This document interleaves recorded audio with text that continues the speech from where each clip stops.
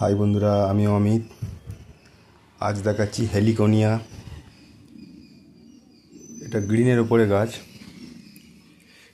গাছটার রূপ দেখুন, কত সুন্দর দেখতে। ফুল দেখুন, গাছটার খুব সুন্দর ফুল হয়ে আছে গাছে। গাছটা কেমন লেগেছে অবশ্যই কমেন্টে জানাবেন। ভালো লাগলে অবশ্যই লাইক করে দেবেন।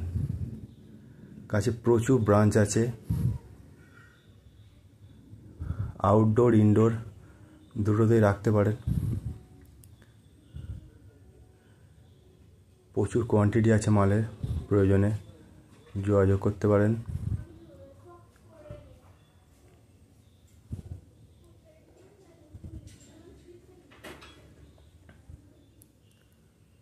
ভিডিওটা ভালো লাগলে কেউ লাইক করতে ভুলবেন না। গাছটার ফুলটা খুব খুব সুন্দর দেখতে। গাছগুলো কীভাবে সারিবদ্ধভাবে রাখা আছে দেখুন, এক অপরূপ সাজসজ্জায় সজ্জিত।